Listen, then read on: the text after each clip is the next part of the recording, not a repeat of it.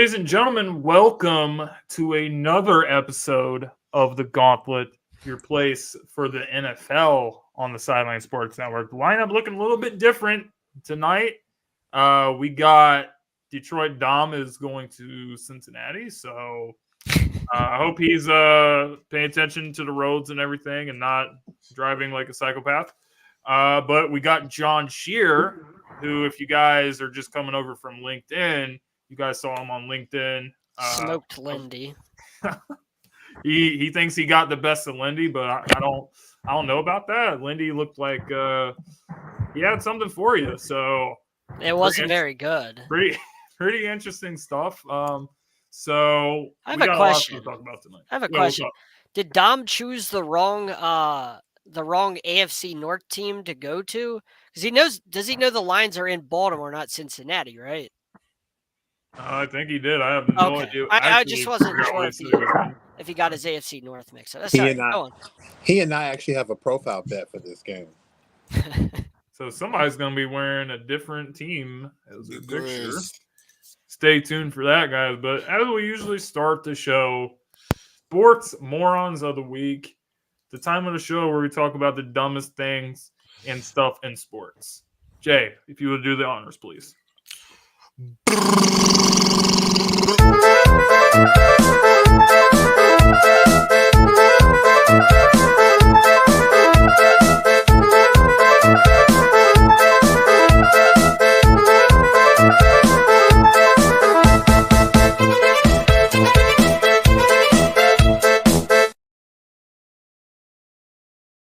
Okay, guys, so before anybody goes, a lot of the people at home have been asking about the Sports Moron clip, which happened at the NFL draft, John, when we were there covering the draft. So I just want you to I've already explained my side of the story. So I think the people at home, the viewers, they want to know your side of the story when it comes to that moment in particular when we were doing the Gauntlet live in Kansas City. Muted.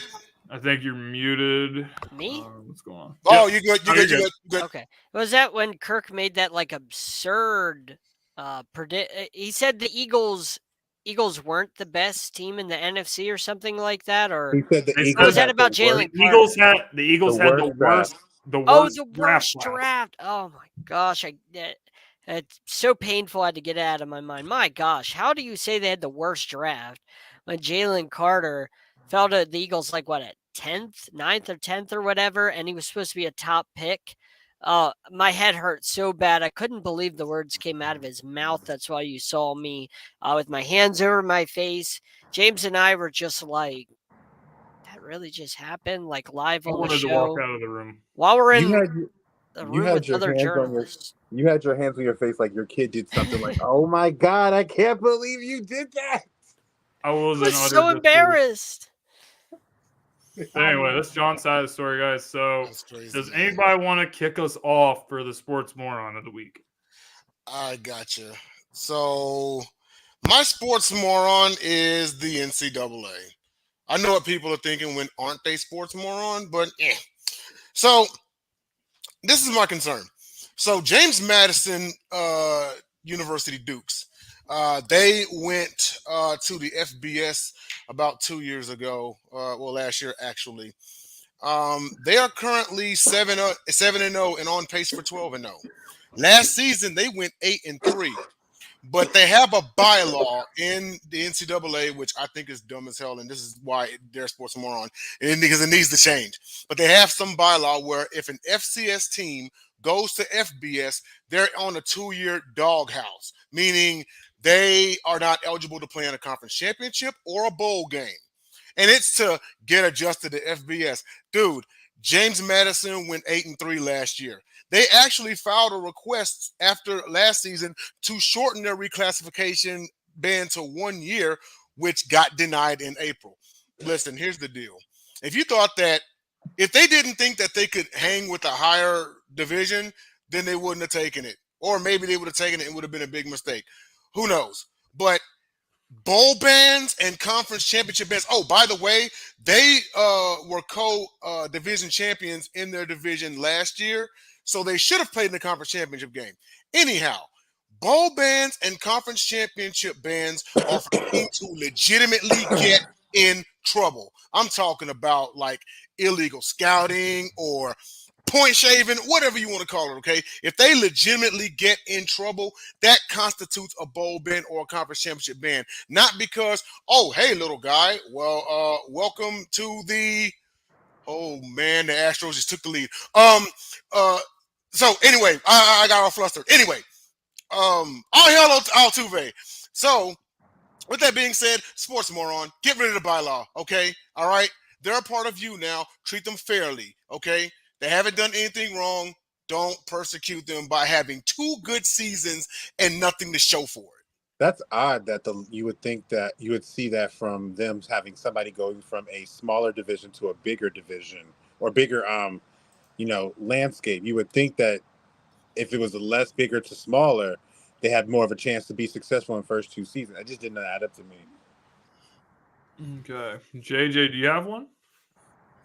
It's kind of, I guess it's funny. My Sports Moron is Las Vegas, and particularly the FanDuel Sportsbooks and DraftKings and Caesars, who thought that the Wizards could win 24 games this year and put that as the over and under.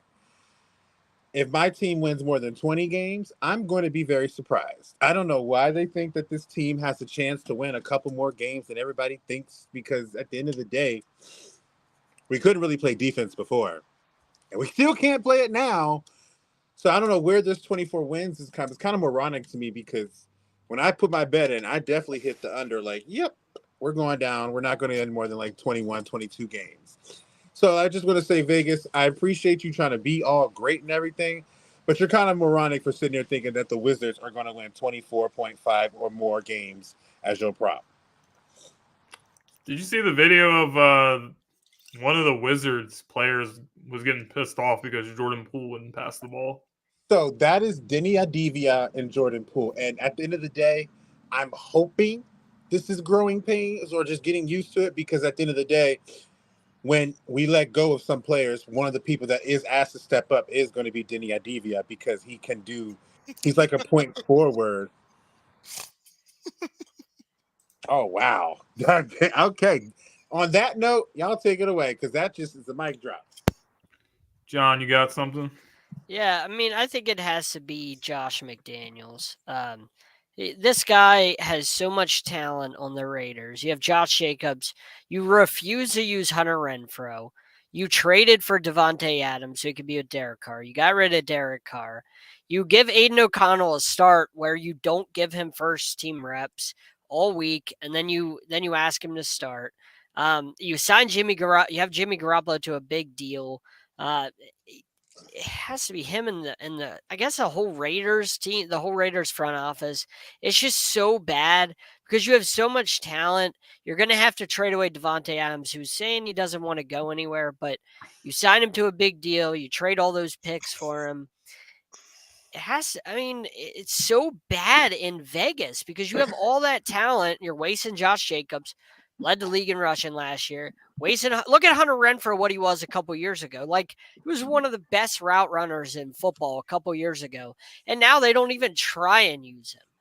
And Devontae Adams, I mean, he had 2 catches last week, and he's growing frustrated with his role.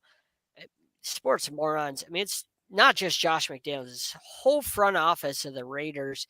It's so bad, wasting all that talent, moving them out to Vegas for nothing. Should have just stayed in that crap hole, shithole, whatever you want to call it, out there in Oakland. Should have stayed out there. At least you would have had the black hole where you have passionate fans. Now you just have like this giant Death Star in the middle of the desert. It makes me sad as a football fan to see all that talent and a great organization, or at least once was great, wasted by these clowns that run the Raiders. It's so embarrassing. I hate seeing once proud franchises turned into mush. It's just embarrassing. I hate it as a football fan so much. Yeah, Not the to Raiders. mention, John, on as far as things overall being bad on the Raiders, you also got Chandler Jones who got arrested and then released from the team. Hold on, then he had to outdo himself. He got arrested again. Again? Yes, again. Within a Yeah. matter of like a week, dude, like or 2 weeks. Like you can't make this up. It's like getting fired for stealing boxes on your day off. Like, how do you do that? And then you get fired again on your other day off. So it's crazy over there with the Raiders. But I definitely think McDaniels is going to get fired after the season. He's so bad. I think Yeah. you're seeing the difference between an owner who doesn't know football to owners that do know football but can still be successful. Because Mark Davis, I think, is just like Jerry Jones, except for the only thing is Jerry Jones actually played football a little bit. He's actually understands it a little bit. So his teams are typically a little bit more successful than this team. But that whole Raiders organization, if you look at the history of that team in the last couple of years, it looks like a toxic, dysfunctional, just free-for-all type situation. And everything that you're explaining about why you're not using one of their best weapons who can actually move the chains for them and open up the offense for other players that you want to get open, like Devontae and Jacoby Myers. Like, I don't know. Can I add watching that game yesterday? Can I add somebody that makes me think of Josh McDaniels? Dennis Allen. This guy's one of the 10 worst coaches win percentage wise in the history of the league, and they have so much talent there in New Orleans. They have no idea how to call plays. They have no idea how to run a franchise with Dennis Allen running that show. So much talent. Alvin Kamara, Derek Carr should be better. Olave. And you watch it last night, they absolutely wasted it. Like, that makes me upset because it's like that team could be a lot better and they should be running away with that division. I'm sorry, but makes me think of McDaniels because Dennis Allen's a clown of a head coach. And I hate I would not be surprised Sorry. within the next year or 2 years, Chris Olave either gets moved or something, because last night just looked like a really, really bad sign. It was really bad. Like, and the thing is, and essentially, that when he stopped on that fly and Derek was pissed, their team started playing better, and they cut him out of everything. And the next drive. And Dennis Allen always looks like his wife just handed him divorce papers. He always has that look on his face like he didn't see it coming, but we all knew it was coming. Sorry. I gotta look up the metrics, but I wouldn't be surprised if the New Orleans Saints have one of the worst red zone percentages in the league. I mean, I think in the last now 3 games they only have 1 red zone touchdown. Yeah. Out of like X amount of trips. So like, yeah, I mean, more to come on that, but it's the play calling. John's right. They got a lot of talent. They were my preseason pick to win that division. Same here. Now I look. There were a lot of people's picks. You know, sorry, I didn't mean to take your show off the rails. It just really bothered me. No. This show always goes off the rails. You don't even know, man. Oh yeah. But I'm gonna go ahead. I've been waiting all week so I could speak about this situation. Didn't get to speak about it on LinkedIn because it wasn't part of our show. It's Ben Simmons. Donovan McNabb. By the way, before I get into it, I want to say shout out to my brother JB Ellis. The next time I can get him on the Gauntlet, I'm gonna have him tell you guys the story of our little run-in with Donovan. But Donovan this week went on a local radio station in Philadelphia to stir stuff up with the Eagles. Obviously, coming off the Jets' loss, everybody in Philly is kind of in disarray. I go back to before the complaint from A.J. Brown. I've seen it before. I understand it. I know as a quarterback, you do not want to be involved in it. Play calls are more catered to try to feature instead of establishing a tempo and spreading the ball around. First of all, just to break this down, the situation of Jalen Hurts and AJ having a little situation on the sideline is not even close to the things that was going on with T.O. The reason why everything turned to crap with the T.O. and the Donovan situation, which T.O. was a part of the problem. I'm not absolving T.O., but I also feel that Donovan has never really gotten the share of the blame that he does deserve for that situation. He's not a great leader, and he wasn't really able to handle playing with a guy that has like such a dynamic personality, passionate, emotions on the sleeves kind of guy, which we know T.O. is. T.O. is a competitor. He wants to be great. Donovan was not able to do that, and he also didn't want to be outshined by T.O.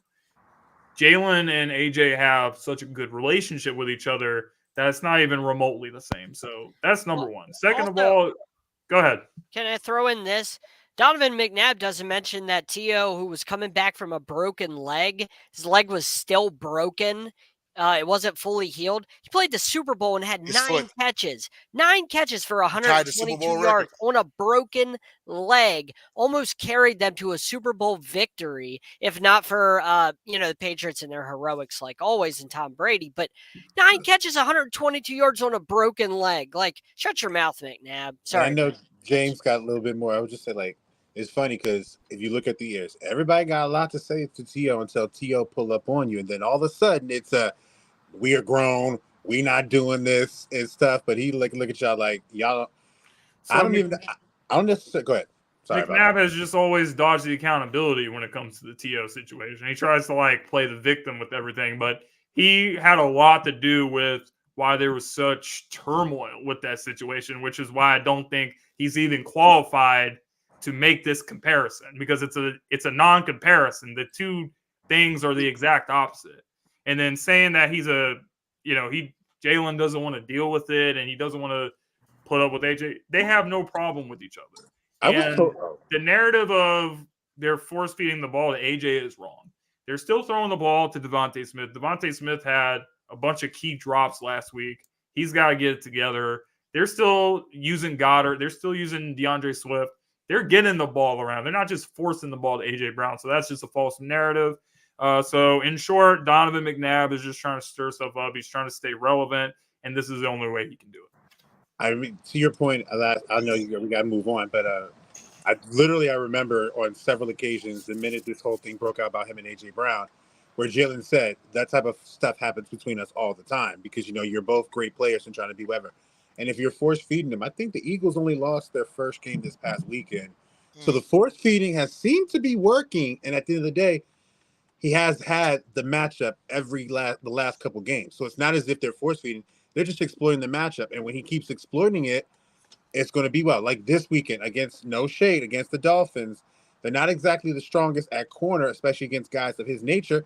He has the matchup.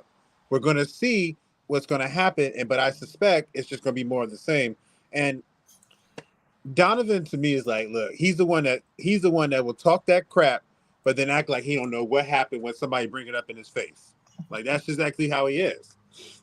Yeah, he's not about it. We all know like that. the Hugh Douglas story, right? Yeah. Like you remember that ESPN where he was sitting there saying after Hugh Douglas and T.O. fought, T.O. came back in the room and said, anybody else can get this work if you wanted to. And Hugh was like, I already fought him. The only person in there was Donovan. So I knew who he was talking about. And he was like, Donovan didn't say one word.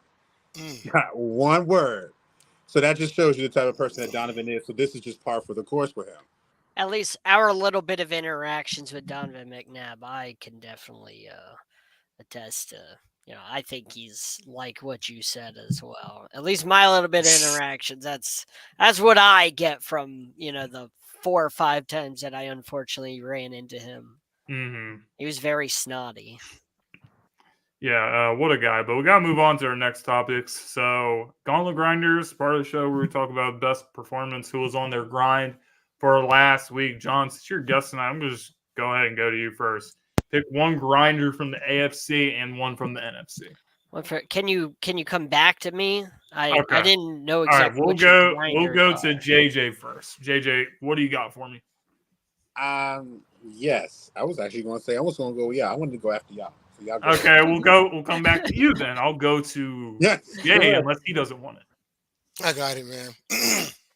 So my AFC grinder, I got to give it up to my guy, linebacker Blake Cashman of the Houston Texans. He had 15 total tackles, 9 solo, 2 for a loss, and 1 quarterback hit.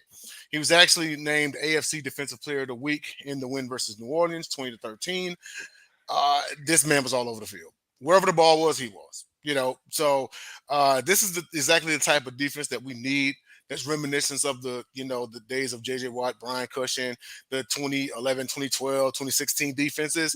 Like this man right here, and Will Anderson Jr. He's been going off himself. But Blake Cashman, definitely great. I believe he came from the Jets. Actually, we signed him. But a great addition, awesome asset. AFC Defensive Player of the Week, great job by him. And then in the NFC, I got quarterback Jared Goff. 30 of 44, 353, 2 touchdowns, QBR of 78.8, passer rating of 107.5 in the win versus the Bucks. Dude is simply playing lights out right now. The Lions are the quick strike offense.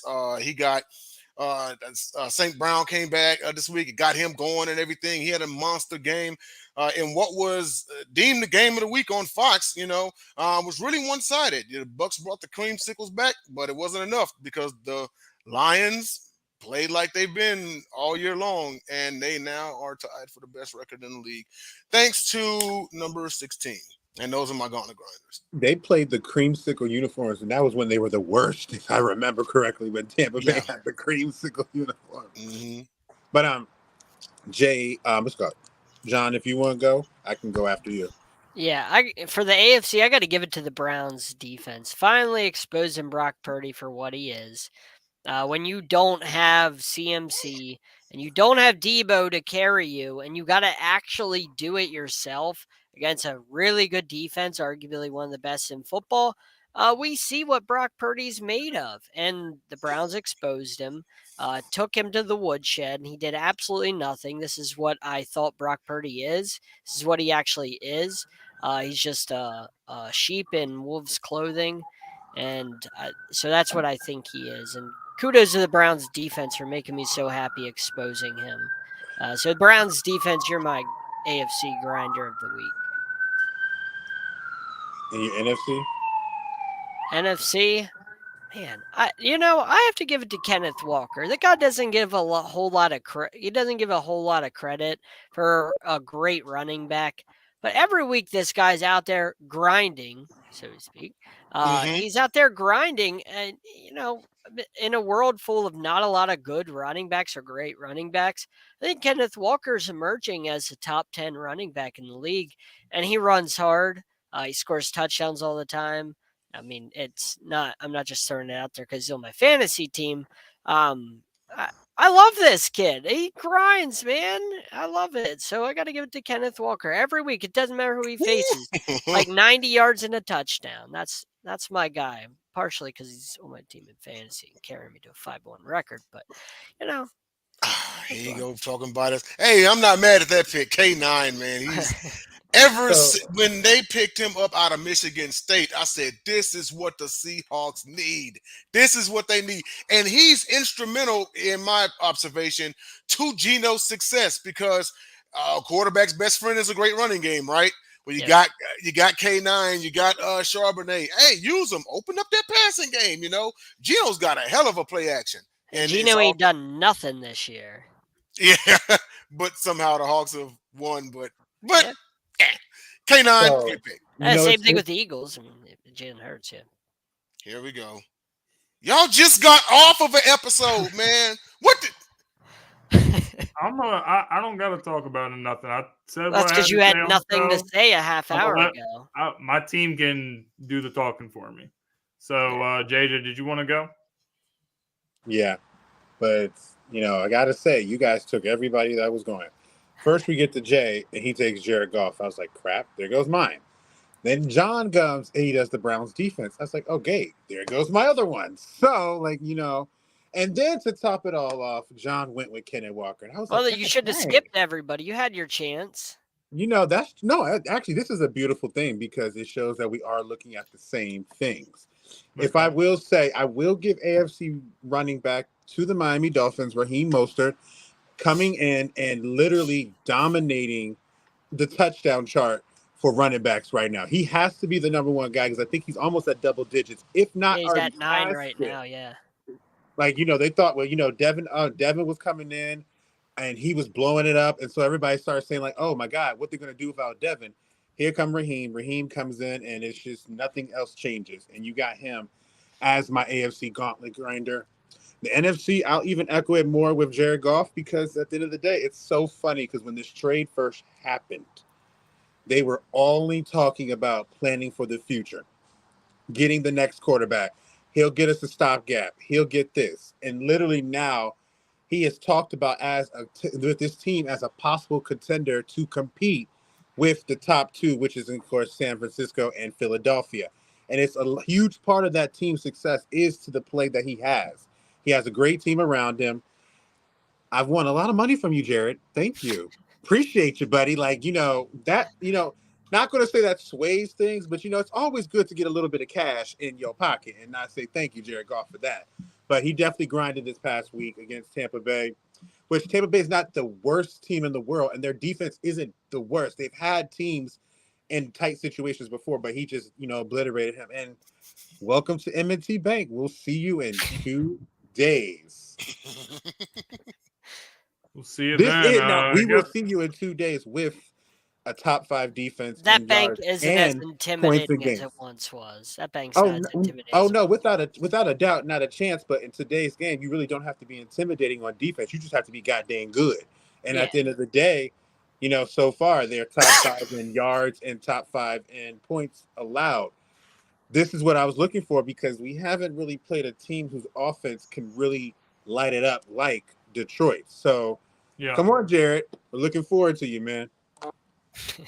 I'm also going to take this in the direction of the Dolphins. Tyreek Hill got to be in the conversation. 8 catches for 163 yards and a touchdown, 814 yards on the season. You got to say that he has a real chance this season to take the receiving crown, especially because Justin Jefferson got hurt. Justin was on a tear, but I think that this is going to skew it in his favor. So he's definitely won. And also got to go to the NFC. Rams running back Kyrell Williams. He's been looking really good. It looks like the Rams are not actually missing Cam Akers at all, which is why they basically traded him for nothing. Good player, 20 carries for 158 yards. Rams starting to look like they could be a surprise wild card team over there in the NFC. So those are my grinders for the week, guys. So let's get into some current topics, some current events. I'm all for the Rams this weekend. 2 undefeated teams lost in the league in week 6. Totally unexpected, probably on both fronts. Especially the Browns with no Deshaun Watson. That defense just absolutely showed up. And then the Eagles with a really bad performance against the Jets. Guys, when you're talking about the NFC, these are 2 teams that were considered the top of the NFC and then everyone else. Was that really the case here? Should either of these teams be really concerned? And if so, how concerned should they be? I guess. Go ahead, JJ. You good? No, take it away, boss. Go ahead. I'll be really quick, man. It's not concerning. My big point here is, and James, I believe I talked to you about this. I think yesterday or the day before is. As far as the Eagles, I don't know of anybody that had them going undefeated. This was L number 1. They probably had him at 2 or 3 L's, And it's a game that you got to bounce back from. You got an opportunity, coming on Sunday to bounce back from this. Someone could say they overlooked them. That's according to their judgment, neither here nor there. I don't think they should be concerned at all. And then as far as the 49ers go, they got that team that gets you. Because, the Browns played lights out. That probably was the worst game I'd seen Brock Purdy play prior to outside of when he got hurt and had to leave the NFC Championship game, which he didn't even play long at all. So I kind of don't even count that. But, no, neither team should be concerned. Probably the more concerning loss would be Eagles. But, again, can they bounce back from this? Absolutely. And I have full faith that they will. So I'm going to agree with Jay. I don't think it's anything to be concerned about with either of these teams because, number one, the Eagles played the Jets. The Jets have been competitive in their games. It's not as if that they've been getting blown out. They look downtrodden. They've lost some tight ones, so their defense is definitely for real. Their defense is definitely going to be the star of their season this year. So it's not surprising that that team could keep them in the game. And they do force turnovers. And no matter how great of a team you are, if you can force that team to make some turnovers, you're going to give yourself a chance. As far as San Francisco, they lost 2 of their top players who now have to deal with nagging injuries for the rest of the season. And the Browns defense is for real. And I definitely agree that I think it might be a little concerning because even though they may have lost those players, you still were going against a really inexperienced quarterback. And so you were it was kind of expecting you to kind of force him into the same situations that your quarterback got forced into. But at the end of the day, I don't know why we always overreact to one loss, like one loss. If this was a team that was 7-0, then lost their 4th straight game, then I would feel like there's more merit to sit there and maybe pose this question. But after the first loss, Kyle Shanahan said he wants these guys to lose. You want your team to lose, honestly, so they can not. I don't know, John. No, nobody ever says, "Yeah, gee, I sure hope we lose this week, guys." No, we go to the week hoping we lose. No, they're not saying it like that. Now, I think you're taking it a little bit further. I think what this is all about is saying is that they want their team to face adversity, and nobody expects their team to be perfect. So they want sometimes to get a loss out because whether we want to believe it or not, guys get in their head and get big in their head, and then they get humbled mightily, and then that turns the season down bad. Get it out the way now, deal with this, and go back. It's okay to be 16-1 or 14-3. I love that. Look, we've already seen Philly hasn't been at their best yet. I assume they're gonna eventually turn it around and look like last year's team after this week is over. Then they'll start looking like that, but not this week. The more concerning loss is San Fran because again, what we saw from Brock Purdy is what he really is. When you take away Christian McCaffrey and you take away Debo and he actually has to be the guy and it's not, there's nobody within 7 or 8 yards of one of his wide receivers and he actually has to make plays and actually has to win the game and doesn't have elite talent around him to carry him and Trent Williams a little banged up. What does Brock Purdy do against a really good defense? He turns into the guy that was Mr. Irrelevant because that's who he really is. He's a product of Kyle Shanahan's system. And this has to be concerning if you're the Niners, because if those weapons are banged up, can he overcome it? And can he be the guy that says, hey, let me put you on my back. I got this. This sounds a little like Dak Prescott. Dak Prescott has to have all the weapons in the world. He has to have a perfect offensive line. Everything has to be perfect for Dak Prescott to succeed. Everything has to be perfect for Brock Purdy to succeed. There could be no injuries. Your offensive line has to be all healthy. Like, that's what I see Brock Purdy is. He can be really good in this system. So that's concerning to me because if something happens in the middle of a playoff game where CMC goes down, can Brock Purdy handle it? Can he overcome that? That's a little bit concerning. There's more to a loss than just a W, you know what I mean? Or WL like game. Like if you win or lose, there's more to it than that. That's why I break down games. That's why I look at these games. That's why I've said the Eagles right now, 5-1. They're not a 5-1 team right now. They've played like they're a average team, like a 3-3 team. They can do better, but they don't look like a 5-1 team. Like the Steelers years ago were 11-0, but they weren't an 11-0 team. So JJ, you're crazy for everything you said, especially, man, I sure hope we lose. Like, get out of here with your nonsense. Get that Ravens hat off your head. You have it a little bit too tight. Eating too many crab cakes or something. I don't know. I'm sorry, I wasn't paying attention to anything you said. Say that again. Yeah, okay, well, never mind. It wasn't important. It wasn't important. So, John, actually, I agree with you as far as him having, because we have yet to see Brock Purdy really put in that situation. I'm talking about the type of situation that turned Peyton into Peyton, that turned Brady into Brady, that turned Breeze into Breeze. I'm talking about a game against a formidable opponent where your running game is inept. Your defense just gave up 30 points, and it's still a close game, and it's on you to win the game. I'm not saying he can't do it. I'm not saying he will do it.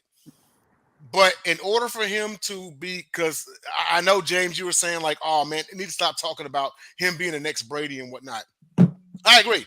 But here's the thing. I mean, that's the way people are. That I have to blame also the media for what they're doing because, yes, San Francisco is a great team. They have a lot of great players. But if you pay attention to what some of these people have been saying, it's a little bit borderline ridiculous. It's knee-jerk. It's like, but we know people this. have been It's knee-jerk. saying Brock Purdy's better than Jalen Hurts. He's better than like all the top quarterbacks in the NFC. And it's just like, you guys know he's not better. But you're trying to push something and trying to act like this guy. But we also need to, like Jay said, we at least at some point need to be able to see an opportunity, a moment to see what he actually is. Because all he is right now is he's protected by the system. He's protected by amazing weapons, which there's nothing wrong with having great weapons. There's nothing wrong with it. But we haven't seen that moment where Brock Purdy, kind of like Tom Brady at the beginning of his career, was a game manager for the first couple Super Bowls. But then you started to see him, when they needed him, he carried them. Like he carried them. He kept doing it and eventually went from game manager to the guy. And so with Brock Purdy, that's why I say it's concerning because it's like the one time so far we saw where he had an opportunity, he came up and he was really, really bad in that Browns game. And he didn't look good in the NFC Championship either. The small sample size, he didn't look very good in that either. Like I think him getting hurt, bailed him out from getting a lot of criticism, which he would have gotten had he stayed healthy because the Eagles were going to eat him alive in that game. They were already doing that. He got hurt. And I think that saved him from the criticism that I'm giving him right now. He would have gotten all of that in the NFC Championship because he would have played really bad. That defense and that crowd would have ate him alive. My opinion. Well, we'll have to see if that happens again in the postseason. But no, I think that there has to be like at least some level of concern for both teams. I mean, if you look at the Eagles, no, they haven't really played great football, and they have a insane stretch of games coming up, starting with the Miami Dolphins, so they have a chance to turn it around. But based off of some of the stuff we've seen, it's not going to cut it against these great teams. So a lot of things have to be better for the team on both sides of the ball. And San Francisco, yeah, I mean, I think John does make a good point when it comes to Purdy because, yes, Debo, great player. Christian McCaffrey, great player. It's kind of easy when you have all these guys around you to make it to make your job easier. But, when they're not there, then how can you step up and be that franchise quarterback? And what we saw against Cleveland pretty much did nothing in the entire second half. So I do think that's also a little bit concerning. But should either team panic? I don't think so. I think both teams will still be fine. But I think after what we saw this past week, there has to be some level of concern at least. I would say right now with the way both teams are playing, I mean the Niners not so much, but I think if this was the playoffs right now, and the Lions were playing one of these two teams, I think the Lions would get either one of them if they played them right now. It's just my opinion, but I think if the way both teams haven't been that impressive, I mean the Niners have, but last week they weren't. I think the Lions could get either one of these teams if this is how these guys are playing come postseason time, especially Philly. Definitely think the Lions can get them if this is what we see from Philly in the postseason. But I don't think that's going to happen because I think Philly's going to eventually flip that switch and be last year's Philly. Okay. With all the, I'll just say this and we'll move on. With everything that you said, James, with people in the media saying like, oh, Purdy's Tom Brady and this and that. Okay, ask them right now, who's the best player on that offense? If the answer is Debo or C-Mac, Purdy ain't there yet. So there you go. I mean, is that pretty fair to say? I just don't think he's like a franchise quarterback. I think he's a guy that can run a system extremely well. I think there is an obvious difference in like the franchise quarterback. So why I don't think he's that. You know why quarterbacks are so successful in their system? Because they have an offensive line. They have an offensive line. Anybody can make a pass if you get 10 seconds to throw.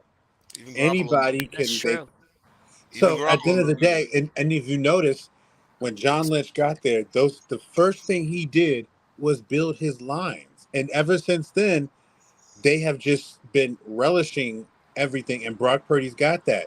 They have a wall. But the thing is, with Cleveland is just like Philly. They're just as physical.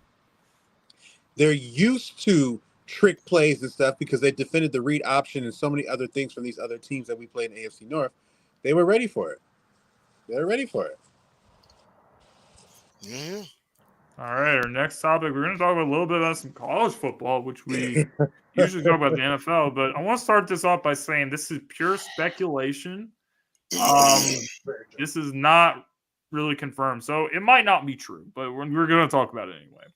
So Caleb Williams coming off a really bad game against Notre Dame, which he really didn't look like the quarterback that everyone's hyping him up to be, but that's neither here nor there.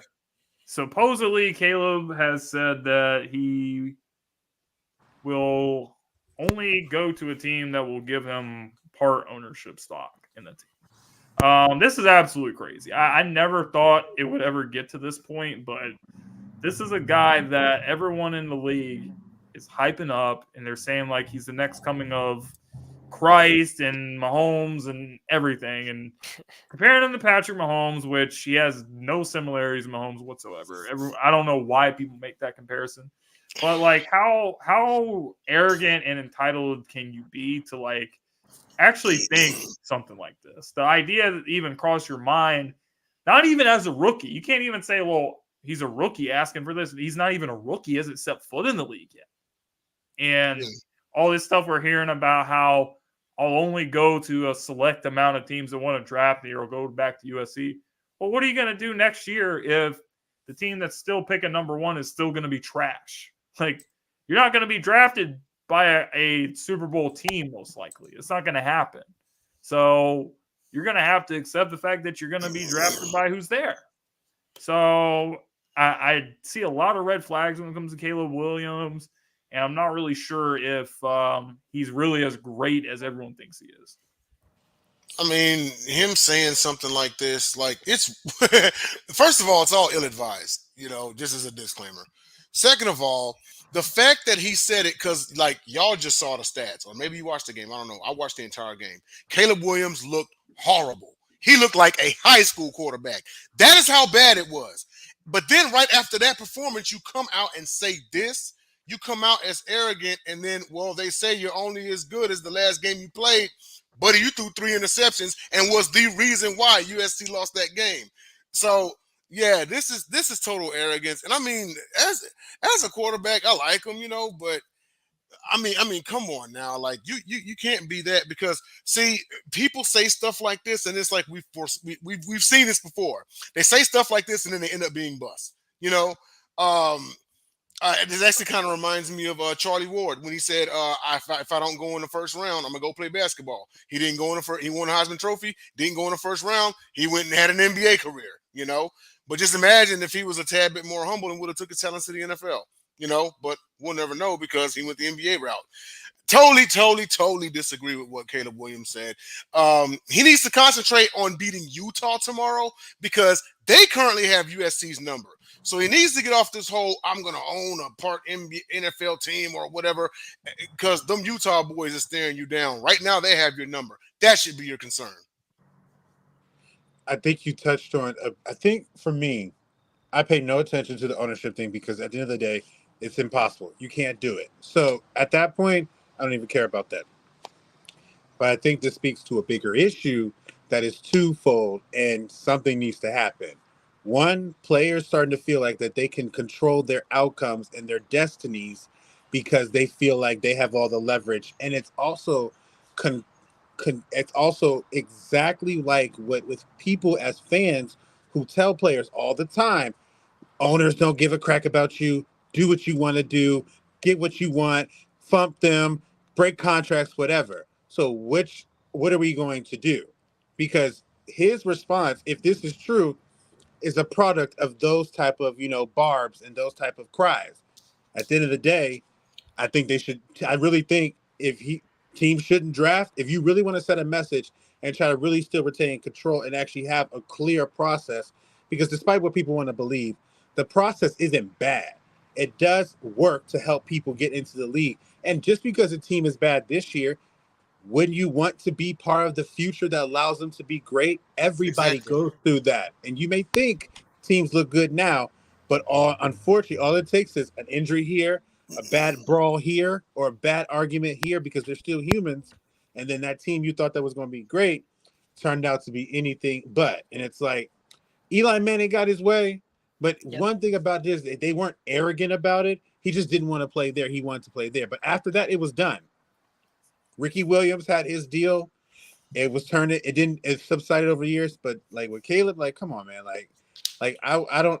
But if I'm very curious to see what is going to happen over there, because at the end of the day, if you declare and somebody drafts you, that's on you to decide. If you really want to go back, I'm thinking to myself, like, you may not realize what that's going to do to your image and to people, because trust and believe, you may get the bottom feeder tea whether you like it or not, because the only team that would take a chance on you is somebody that actually is desperate for you and not a team trying to build because they see what you've been doing as you trying to in your pre-draft process.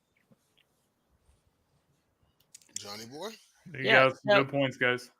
So the article I read from a lawyer that spoke on a Forbes article, he basically said, in order for Caleb Williams to want ownership in the team, he would essentially have to give up his salary when he gets signed. So he wouldn't be able to have a salary because he's getting equity in the team. So there would be no salary for him. Would he be okay with not having an NFL salary? Probably not. I mean, because he owns part of the team, he gets equity, that means he's not going to have a salary. Then you have to ask questions like, which players would receive that equity for how long? Also, free agency and trades. What are you gonna if you own the team? If you're a part owner in the team, then you have a say in trades and free agency. And do you know how to run that stuff? Like, do you know how to take care of that stuff? Are you going to look out for your buddies on the team? Like, say the Bears get him and Marvin Harrison Jr. Like, is he going to look out for Marvin Harrison Jr. whenever he wants a big contract? Like, what is going to happen in those regards? So those are issues that you have to consider. There's a lot more than just getting an ownership. And there's also a lot of paperwork that comes with that. It's not just cut and dry. Like, there's a lot of things there's a lot of stuff that the team and him are going to have to go through in order to make that happen. Like I said, do you want to give up your salary of being an NFL quarterback? Probably not, because you're not going to be a millionaire. You're just going to own a team and you'll have a share. You'll have shares, but you know what I mean? So I don't think that this is at all possible. I mean, you can legally do it, but if you want to be a millionaire, I mean, maybe he is for NIL, but if you want NFL contracts, you're not going to be able to be an owner. So this is just nonsense. I think it's absurd if he actually is this arrogant, because, I mean, why don't you go back and look at his bowl game last year, what he did last year? Look how bad he was under pressure. Look how bad he was last week. When this guy's had to face real pressure, why don't we talk about that?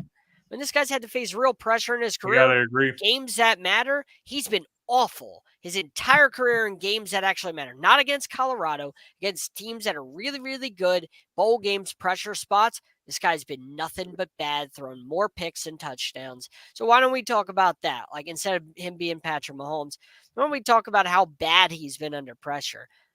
I'm no not similarities between him and Mahomes.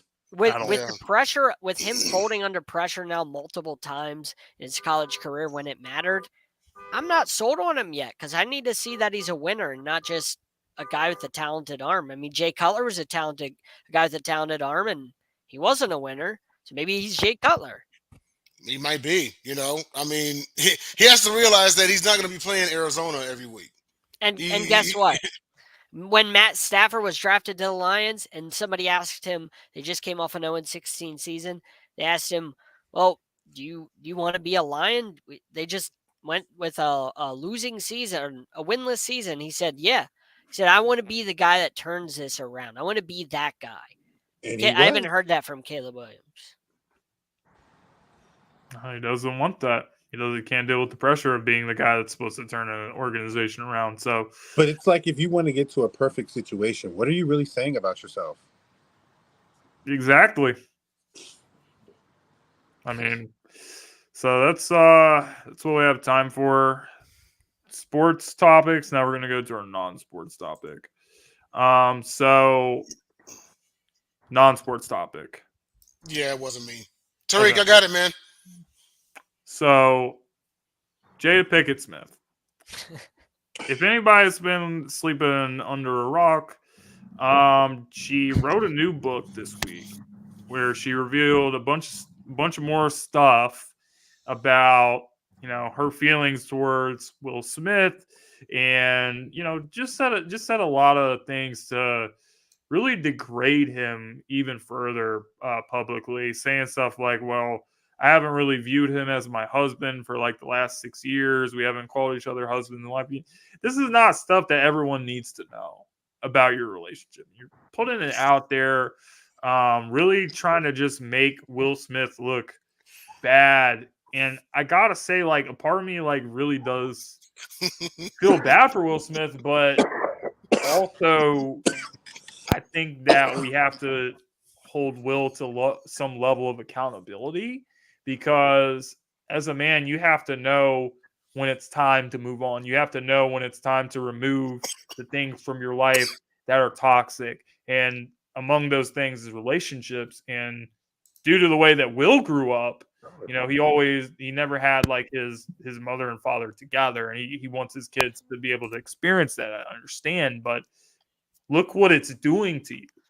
It's like it's destroying you as a man, and you're continuing to like deal with this stuff, and it's just really sad to watch. And every time I hear Jada speak, I just see that this woman is the definition of pure evil. And I don't know what I would do if I was in this situation, but I definitely wouldn't stick around and continue to put myself through that. And Jada, I feel like this is the only thing she can really do to keep herself relevant, I think, is to like put Will Smith down further and further and further. But So do you guys have any thoughts about this? Why did she have Will, crack Chris Rock if if they're not together, if that's not his woman for 6 or 7 years or whatever it is, then why did Chris Rock get slapped? That's not fair. Like you said, I mean, he's wrapped around her finger, but you shouldn't be so mad. You don't have Will do your bidding if he's not your man, hasn't been for a while. Then do your own work.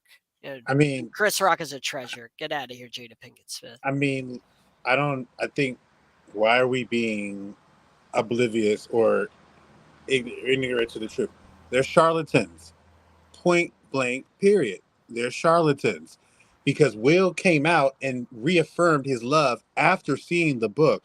They're in a toxic love relationship with each other. And so I don't care Will's in anymore. denial. I never cared, but I don't really care either, because if Will wants to be in it, Will's doing it. Will's not walking away.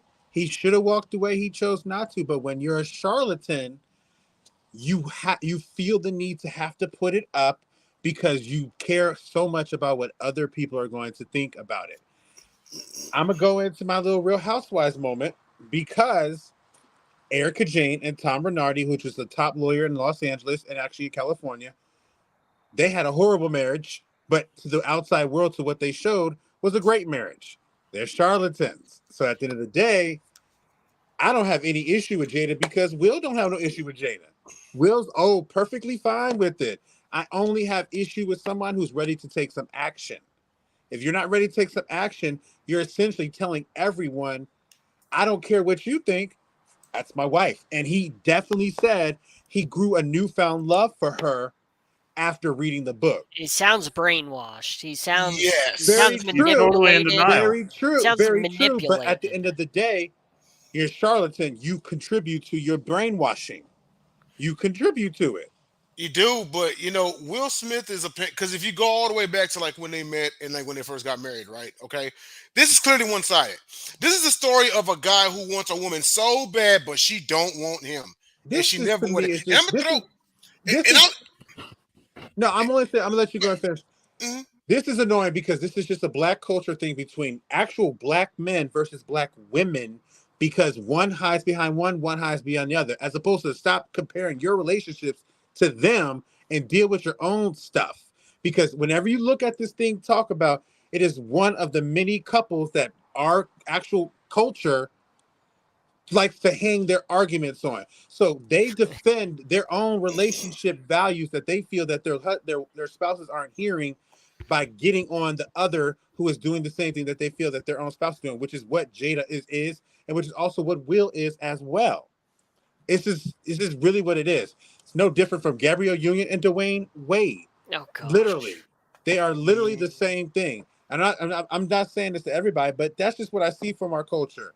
We have a lot of couples that are so into some toxic relationship, they don't know how to communicate with each other, which is exactly what Will and them don't know how to do.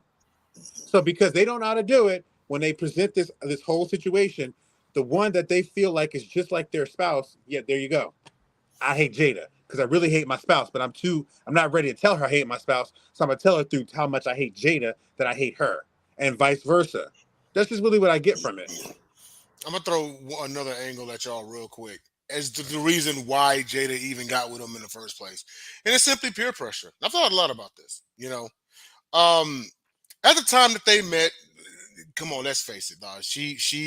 Her and Pac, she was so infatuated with him, right? Like Willow, like even wrote like the letter to him and everything.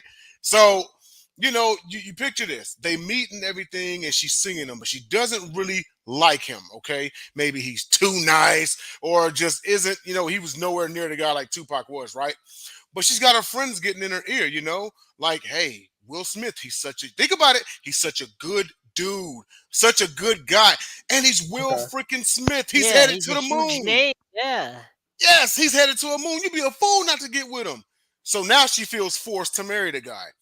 This explains all of this, at least from my end of the table. Add the element of the fact that Pac was dealing with Suge Knight, and anybody dealt with Suge Knight should not be trusted.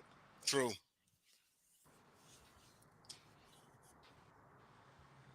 He's a far cry from the Fresh Prince of Bel-Air. Far ways off from that. I just hope if he really wants to get out, just get out. Maybe it's not easy, but at the end of the day, it's hard. Like I said, he's being manipulated so much that psychologically, like, you can't get out. That it's an abusive relationship, and a lot of times, JJ, when you're in an abusive relationship, whether it's family or somebody you're dating or whatever, if they're so abusive to you, it's hard to get away, because when they're abusive, they can break your mind, and then it's hard because you just feel obligated to stay, and they manipulate you so much and it's hard to get out. Like, that's what happens to people. So no, agreed. Maybe she's so abusive, mentally, because seems to be really good at that stuff. Maybe she's so good at that it's almost like he's brainwashed. Yeah. And also another one more angle for you too, and that is, and the elders will tell you, it's cheaper to keep her. I don't know about the divorce, the divorce law. I don't know where they got married or anything, but divorce laws in like California are like mean, right? So like Will Smith is worth $350 million. Jada is worth $50 million. He may be worried about having to split them assets and having to pay her some alimony, and a lot of men go through this. A lot of men go through this. Everyone knows men get screwed over in divorce laws countrywide. That's why marriage rates have dropped 60% since 1970. There's another angle. Preach, Pastor J, preach. There's another angle, and I'm sorry, y'all ain't gonna say it. I'm not gonna say it, but they have their own reasons for why they stay with each other. I mean, probably so, because at the end of the day, there's so many instances throughout the relationship where people have actually looked at Will and like, either you're freaky or you might be, something else. And then that video came out where the guy was massaging him, and he literally said, only a man knows what a man needs. And I literally looked at Jada because obviously living this lifestyle, I want to see what the wife is saying. The wife sat there and shook her head like, God dang it, man, you letting people know about your own stuff right now? Why? Like, I mean, at the end of the day, they have their own interests, and I think that's factual for a lot of relationships out there. But I think that also adds into the manipulation, because maybe if he wanted to leave, she could sit there and say, "I'll expose you" or whatever. But I definitely think both of them have their reasons for wanting to be with each other. Some better than others. I disagree, JJ. I think anybody that sings "Welcome to Miami" can't be that way, but that's just me. All right. On that note, I with think the- that's oh my all we have gosh. time for. John, thank you for being with us tonight. Is Thank there you. anything you want to tell our viewers before we get off here? Oh yeah, man! Check out all our good Sideline sports programming. We always have a lot of great stuff, as you see on the screen. A lot of great, talented people that just do a great job weekly with all their stuff, and just keep checking us out, man. We keep growing and doing more and more. So I'm really appreciative you guys having me on the show. I appreciate you let me on the LinkedIn, snuck in there and Yeah, cooked we had Lindy. the double header, the back to back, no load management here. Kawhi Leonard in that thing. Ugh, No Kawhi over here. that's my guy. One of your guys. You have like Yeah. 27 of them, but we won't More go like there. 500. 500. We won't go there. We'll see you guys next week. I Friday, see 8 y'all p.m. later. Eastern. Part of the Sideline Sports Network. See you guys next time. It's a video. Stros win 3-2 series. Tariq falls asleep.